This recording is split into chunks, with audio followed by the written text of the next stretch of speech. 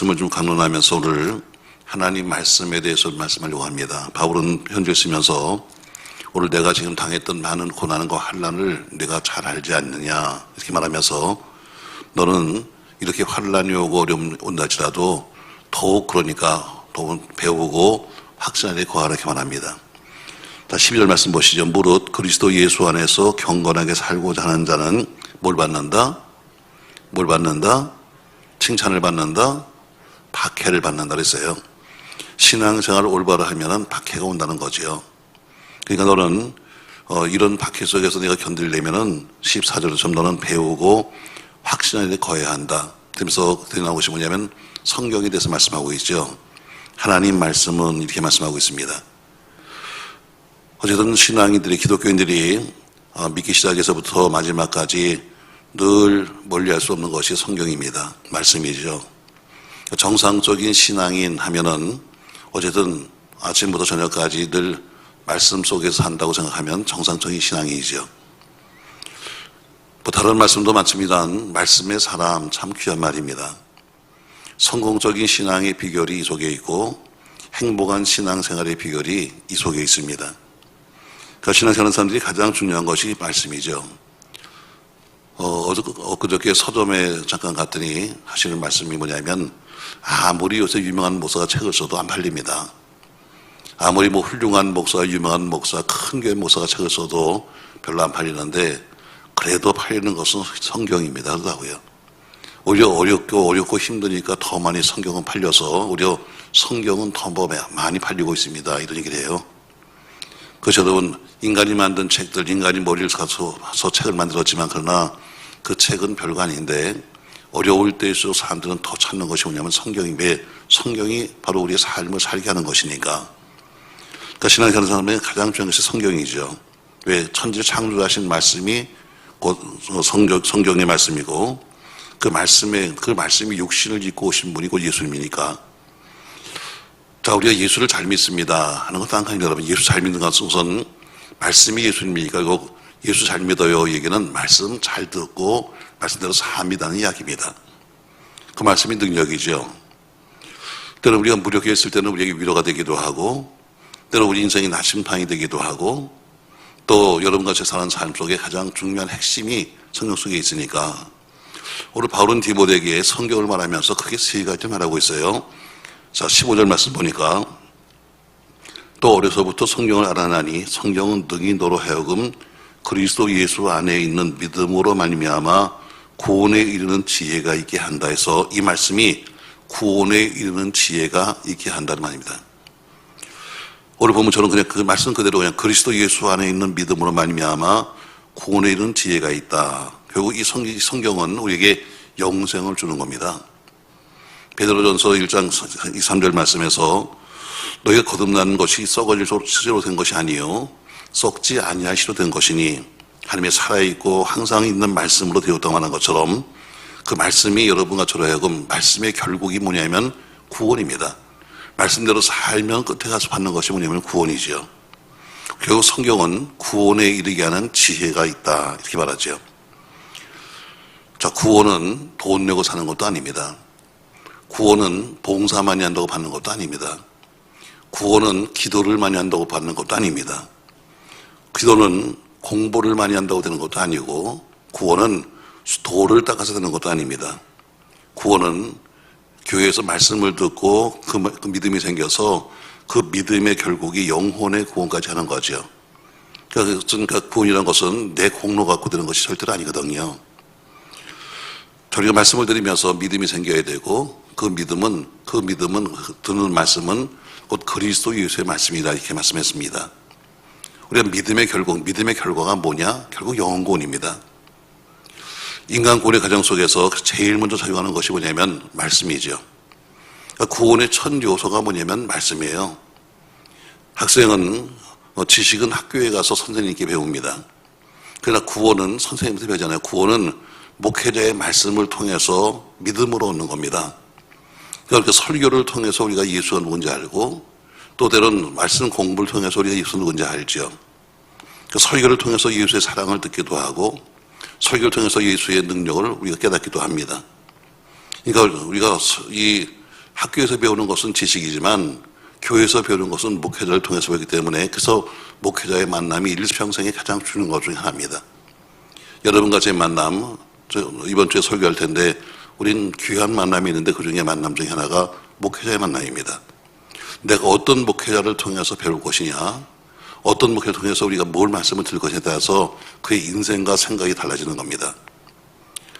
결국 오늘 성경을 통해서 똑같은 성경인데 성경을 어떻게 풀어가느냐, 성경이라는 것은 푸는 방법이 다 다릅니다.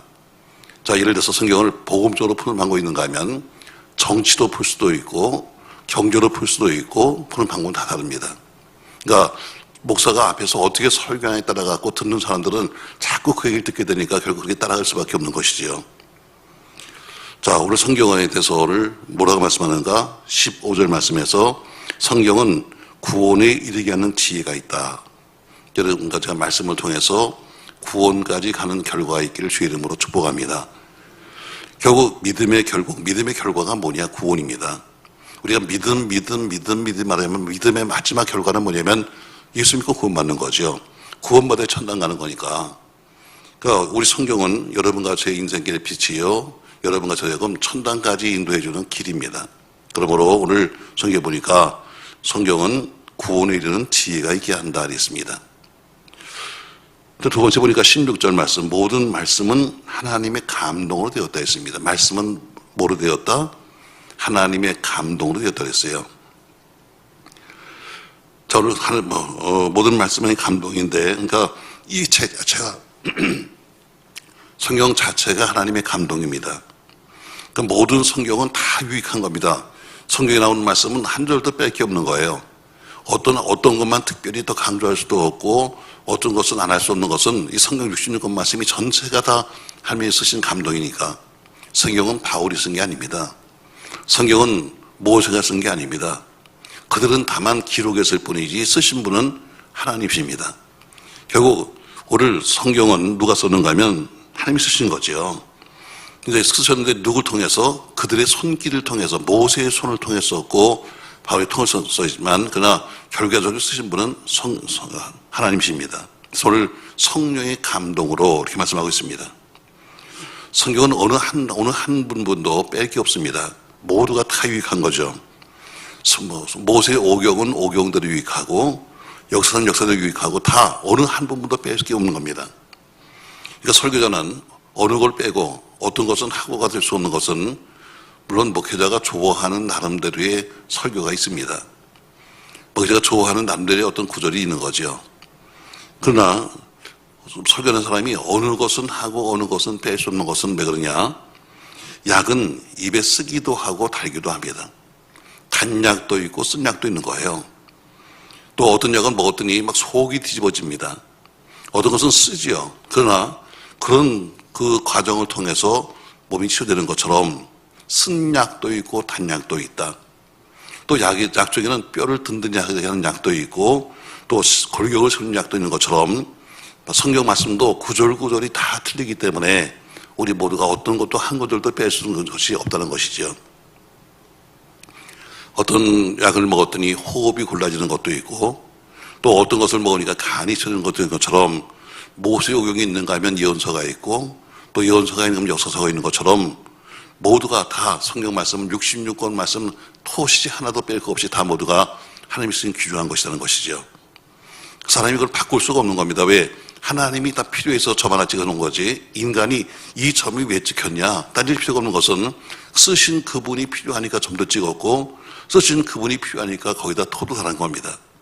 우리 인간들이 그걸 따져가 앉아가지고 왜 찍혔냐 빼자고 말할 수 없는 거죠. 그러니까 우리가 사람이 편식하면 안 되는 것처럼 말씀도 자기가 좋아하는 어떤 한 부분만 읽으면서 좋아하는 한 부분만 강조할 수 없는 것이지요. 저는 그런 사람도 봤습니다. 어느 교회에서 목사님이 11조를 설교했더니 당회에서 아니 목사님 무슨 헌금 설교하십니까? 이런 소리를 했다는 거예요. 여러분 좋아하는 거 자기가 하고 싶은 것만 할 수가 있나요? 66권 말씀은 내가 11조 안 하는 사람에게는 좀 씁쓸한 이야기가 될 수 있어요. 왜? 11조 하는 거 나는 못 안 하고 있으니까. 그렇다고 해서 그것을 왜 그걸 가르쳤냐고 말하는 것은 틀린 거죠. 내가 안 하는 것은 잘못이지 하라고 하는 것이 잘못된 것은 절대로 아닙니다. 오늘 그 이유가 뭐냐? 왜 성경을 뺄 수가 없냐면 바로 오늘 본문처럼 그 모든 말씀은 무엇으로 되었다? 하나님의 감동으로 되었다. 결국 모든 성경이 하나님의 감동이기 때문에 어느 것 한 가지도 뺄 수 없고 더할 수도 없는 것입니다. 조금씩 내용이 좀 다르지만 그러나 사복음서가 또 나름대로 다 나름 쓰고자 이유가 있고 어떻게 보면 늘 죽이고 싸우는 전쟁 같은 역사서도 다 하나님이 쓰신 겁니다. 때로는 우리가 정확히 내용을 알 수도 없는 계시록 같은 것들도 보면 결국 하나님이 감동을 쓰신 거예요. 난해한 창조의 그런 기사 같은 창세기도 그분이 쓰신 거지요. 결국 하나님이 감동으로 되었다 하는 이야기는 무슨 얘기냐면 기록하신 이가 바로 하나님이시다 하는 이야기입니다. 성령이 감동으로 되었다는 것은 바로 그 속에 하나님의 영, 하나님의 기운이 있다는 이야기입니다. 그러니까 그분이 그 말씀을 통해서 우리에게 숨을 쉬고 계신 겁니다. 그러니까 그 말씀을 통해서 여러분과 제가 어때요? 그 하나님의 호흡을 받아들이는 거죠. 누가복음 5장에 보니까 시몬이 말씀에 의지하여 내가 그물 내립니다. 밤새도록 고기 잡고 지금 피곤한데 와서 예수님께서 시몬아 깊은 데 가서 그물 던져라 했더니 그가 뭐라고 그래요? 그물 씻다 말고 가서 그물 던지면서 이렇게 말합니다. 말씀에 의지하여 내가 그물 던집니다 했더니 어떻게 기적을 체험하잖아요. 그러니까 예수님 말씀을 듣는 순간 그 말씀을 받는 순간에 여러분과 제 삶의 기적이 있는 겁니다. 왜? 바로 하나님의 감동으로 하시기 때문이지요.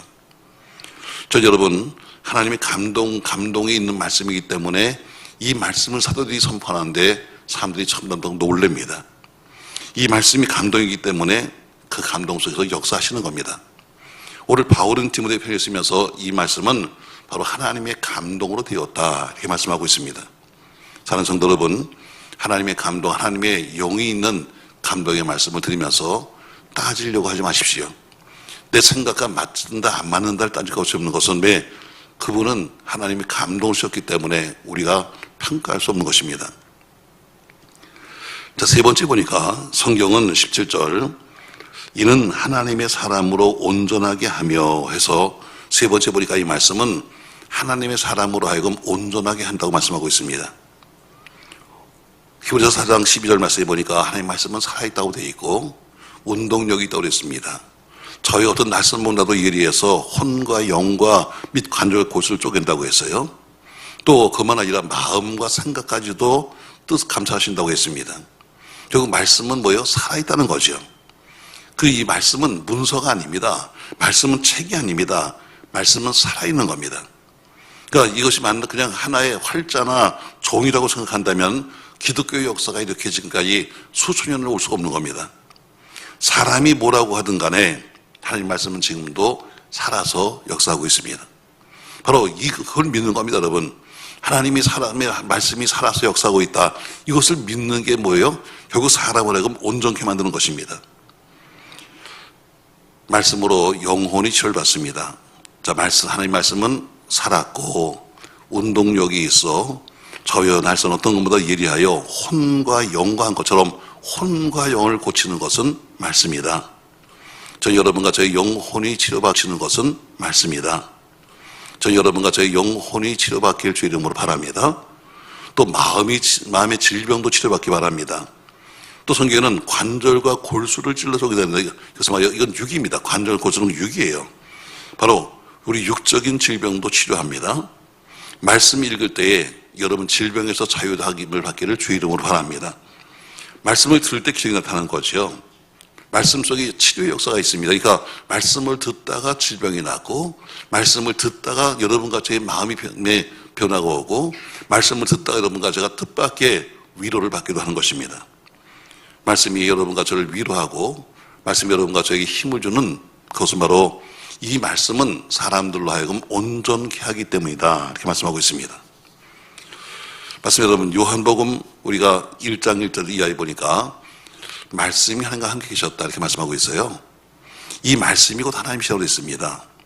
결국 말씀이 하나님이시다. 이 말씀은 창조의 능력이 있는데 왜 하나님이 창조하셨으니까 그 창조의 능력이 여러분과 저에게 함께 있기를 주의 이름으로 축복합니다.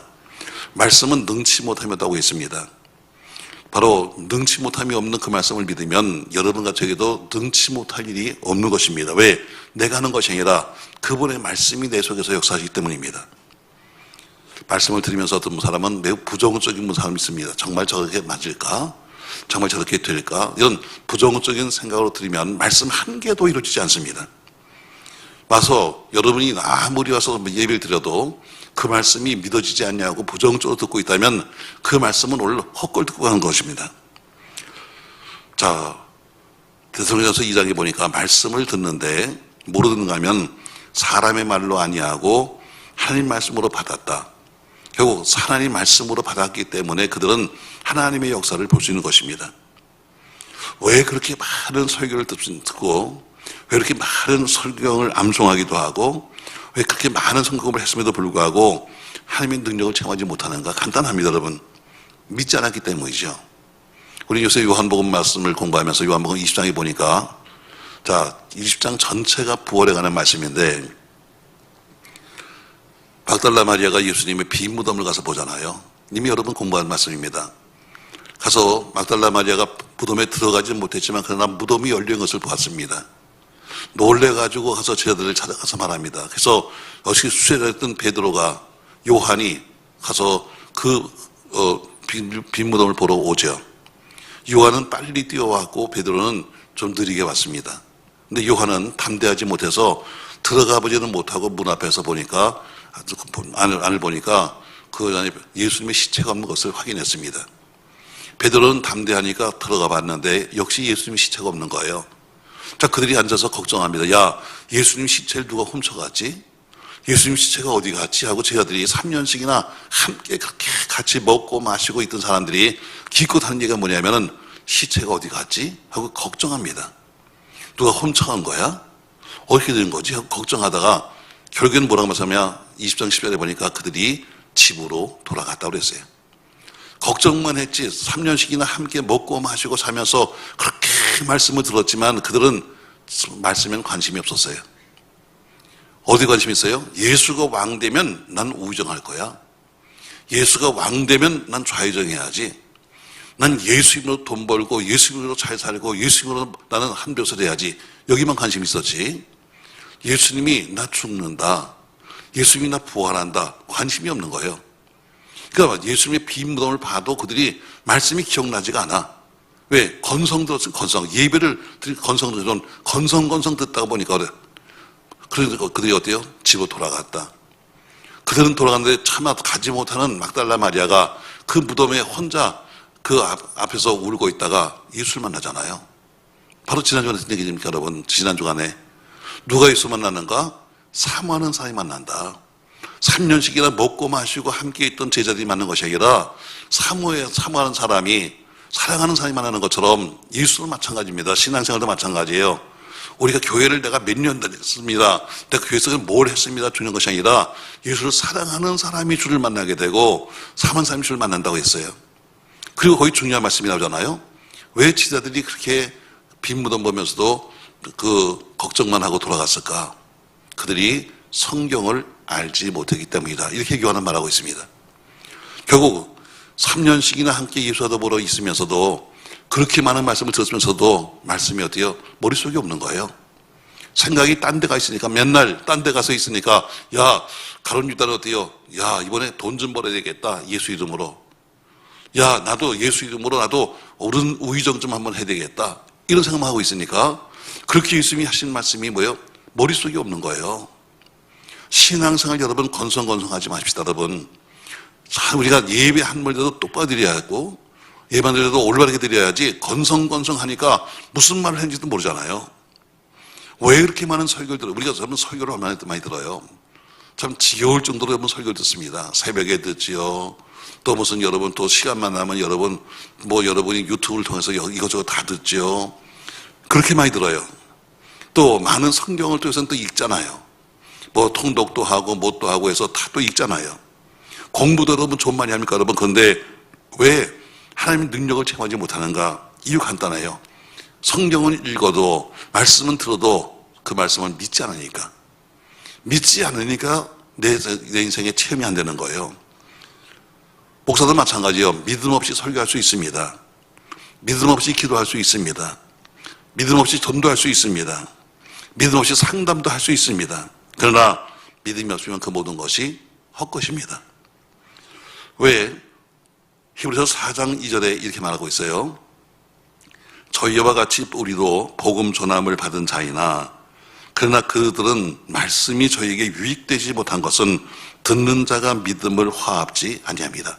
결국 듣는 사람이 어때요? 자기 믿음과 결부시키지 못해. 듣기만 했지 그냥 듣는 것으로 끝났지 자기 생활에 결부시키지 못하기 때문에 삶이 따라가지 않으니까 교회는 헛것이다 이렇게 말합니다. 여러분, 우리가 설교를 하나 들어도 살아야 될 텐데 듣기는 많이 들어서 알기는 많이 하지만 살지 않으면 전부 다 헛거죠. 우리가 공부 하나 해도 자 우리가 산수를 배웠으면 우리 삶에 써야 될 텐데 산수를 배워도 학교에서만 쓰지 않잖아요. 그러니까 어떻게 그건 필요 없는 공부한 거예요. 맞습니다, 여러분. 저도 이 학교에서 학교에서 나와가지고 직장생활을 가니까요. 학교에서는 영어를 쓰는데 직장 현장에 가니까 전부 다 일본말을 써요. 일본말을. 아무것도 모르겠어. 학교에서는 분명히 뭐 2분의 1인치 이렇게 배웠는데 그러니까 어때요? 현장 가니까 2분의 1인치 사람이 한 명도 없는 거예요. 전부 다 연부가 뭐야 이게 연부가 무슨 얘기지? 근데 그 사람들은 다 그랬습니다. 나중에 보니까 그게 2분의 1인치예요. 그러니까 죽은 것만 배운 거예요. 학교에서 전부 다 어디요? 전부 다 영어를 배우고 뭐를 배우는데 보니까 현장에 쓸 말이 아무것도 없는 거예요. 그러니까 다 새로 배워야 되는 것처럼 우리가 말씀을 들어도 그 말씀이 우리 삶에 적용이 돼야 되고 말씀하더라도 우리 삶에 그것을 적용시키려고 했어야 되는데 말씀은 따로 살고 삶이 따로 있으니까 너희가 헛짓한다 이렇게 말하는 것이요. 누가복음 5절처럼 선생이여 밤이 맞도록 수고했지만 내가 말씀에 의지해서 금을 던지겠습니다 하고 금을 던지는 것처럼 말씀을 들었으면 내가 손해보는 것 같아도 내 생각엔 그게 아닌 것 같아도 그 말씀에 의지하여 살아보겠다라고 하는 그런 모습이 나타날 때 바로 거기 기적이 있는 겁니다. 주님의 말씀에 대한 믿음이죠. 바로 말씀을 들을 때 믿음을 가지고 들을 텐데 믿음 가지고 듣지 않으면 그 말씀이 다 필요 없는 하나의 헛것인 게 되는 것입니다. 여러분, 믿음은 언제 자라나요? 믿음은 말씀을 들을 때 자랍니다. 말씀을 듣는 자가 복이 있다고 했어요. 로마서 10장 17절에 보니까 그러므로 믿음은 들음에서 나며 들음은 그리스도의 말씀이다 그랬어요. 우리가 뭘 듣느냐? 그리스도의 말씀을 들으면 믿음이 크지만 세상 얘기나 들으면 믿음이 클 수가 없잖아요. 그처럼 믿음이 어디서 납니까 여러분? 믿음은 들음으로 생기는 겁니다. 사들이 말씀을 전하는 것을 중요하게 생각했어요. 그러니까 사들이 처음에는 자기들이 다 나가서 선교하고 자기들이 구제하고 하다가 나중에 그들이 7집사를 세우면서 뭐라고 그래요? 우리는 원래 우리 모습으로 돌아가겠다. 말씀을 전하는 것으로 돌아가겠다는 것은 그만큼 말씀 전하는 것이 중요하기 때문이죠. 왜? 말씀을 통해서 우리의 믿음이 성장하고 말씀의 결국엔 구원이니까 우리는 원래로 가겠습니다. 이렇게 말하는 거죠. 자, 말씀을 좀 정리해 봅시다, 여러분. 오늘 바울은 디모데에게 편지를 쓰면서 오늘 그 말씀이 어떤 것이냐? 말씀은 결국 구원에 이르게 하는 지혜다. 말씀 모르고는 구원을 받을 수 없는 거죠. 말씀을 알아야 그것이 결국 구원에 이르는 지혜가 된다. 두 번째, 말씀은 성령의 감동으로 된 것이다. 우리 인간이 앉아서 성경에 대해서 여러분 우리가 따질 필요가 없는 겁니다. 왜? 성경은 그분이 쓰신 건데 그분의 말씀을 누가 따지고 앉아 있어요. 그러니까 제가 그런 얘기 하잖아요. 우리 장재원 박사가 그 백석대학교 총장이 하는 것처럼 신학은 이건 학문이 아니다. 신학을 학문으로 보니까 그러니까 어때요? 전부 다 교회가 부흥이 안 되고 신학을 학문으로 보니까 전부 다 목사들만 이상한 목사만 늘어났다. 그러니까 그분은 아주 대놓고 그렇게 극동방송 들어보세요. 여러분. 그분이 설교에 그렇게 나옵니다. 1분 설교에 딱 그거만 나와요. 그분은 저를 만나서도 그런 얘기 합니다. 학교에서 학생들에게 가르치는 것이 신학을 가르치니까 학문만 가르치니까 학문을 가지고 와서 목회를 하려니까 이게 되냐. 신학은 학문이 아니다. 신학은 우리의 삶이다. 이렇게 말하는 것처럼 맞습니다, 여러분. 말씀은 여러분과의 삶이 돼야지 말씀이 하나의 공부가 되고 말씀이 하나의 우리가 생각하는데 하나의 어떤 치장거리가 된다면 나는 성경을 몇 번 읽었습니다. 잘했습니다. 근데 읽었는데 왜 사는 건 그 모양이냐? 읽기만 했지 삶 속에 아무런 변화가 없다는 것은 거짓말이라는 거예요. 저 여러분 말씀 한 절을 알아도 똑바로 알고 살아가는 여러분과 제가 되기를 주의 이름으로 축복합니다. 오늘 바울은 디모데에게 세 가지 말씀을 하고 있어요. 하나님 말씀이 뭐냐? 말씀은 구원에 이르게 하는 지혜다. 두 번째, 말씀은 성령의 감동으로 쓴 것이다. 우리는 바울이 썼습니다. 이 성경은 모세 썼습니다. 하지만 모세가 쓴 것이 아니고 성령이 쓴 것은 그들은 기록자다. 기록자. 쓰게 하신 분은 한 성령이시다. 그러니까 수천 년 동안 성경이 써졌지만 그다음 내용이 똑같아요. 여러분 세월이 수천 년 동안 있으면서 저들이 썼는데 1600년 동안 썼어요. 근데 처음 흘러가는 내용은 다 똑같이 뭐냐면 오실 메시아 그리고 오신 메시아 전부 다 예수 이야기예요. 이 얘기는 한 사람이 쓰지 않으면 이렇게 못 쓰는 거예요. 결국 하나님이 쓰셨다. 누굴 통해서? 바울의 손을 통해서. 하나님이 쓰셨다. 누굴 통해서? 또 모세를 통해서. 이렇게만 되는 거지 모세가 쓴 책이 아니고 바울이 쓴 책이 아닙니다. 그래서 결국 성령의 감동으로 된 것이다. 또 이 말씀은 결국 하나님의 사람으로 온전케 만들게 한다. 결국 하나님이 여러분과 제가 하나님 사람으로 살아가려면 온전케 살아야죠. 사람이 여러분 살아가면서 우리가 좀 삐딱하게 잘못 살면은 온전하게 못 사는 거 아니겠어요? 온전하게 살려면 말씀을 통해서 우리가 가는 길이 정확하게 나와야 되고 그 말씀 따라 갈아야 온전한 사람으로 살 수 있는 겁니다.